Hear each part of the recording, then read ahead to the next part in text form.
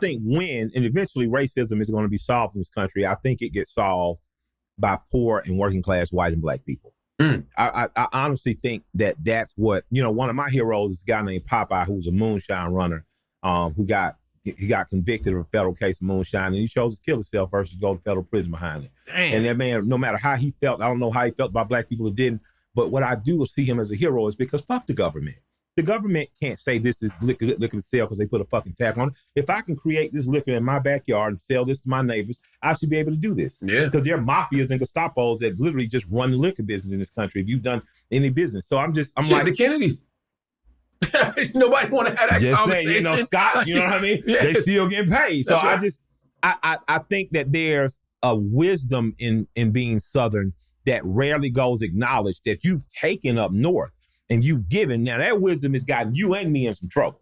Because nigga, hey, tell me how you gonna listen. Cause look, when I woke up and I said, this is why I knew you was more than regular. I said, the president, Charlemagne, oh shit, they gonna kill my nigga.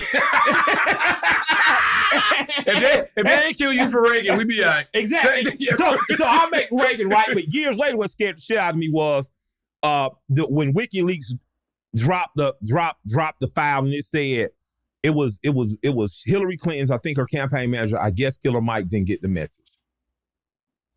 And I was like, oh shit, I better get the fucking message or they're gonna fucking kill me.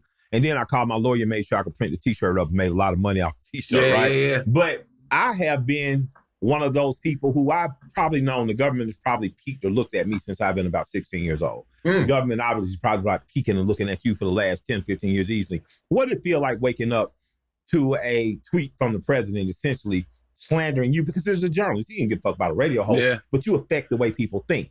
To be honest with you, the first person to hit me about it was David Axelrod. Actually, he was like, I guess you pissed off. I guess you pissed off the king. Yeah. And I was like, huh? I really didn't have no idea what he was talking about. And then he sent me the post. And I'm not going to front, my heart beat it flooded for a second. Absolutely. Like, oh shit.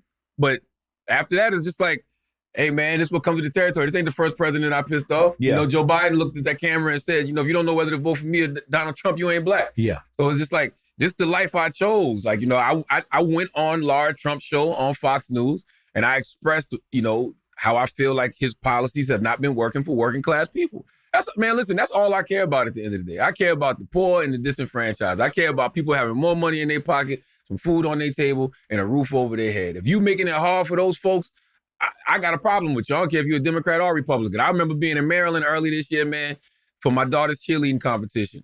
And the amount of people who came up to me in Maryland telling me about how they was losing their jobs or they was afraid they was going to lose their jobs.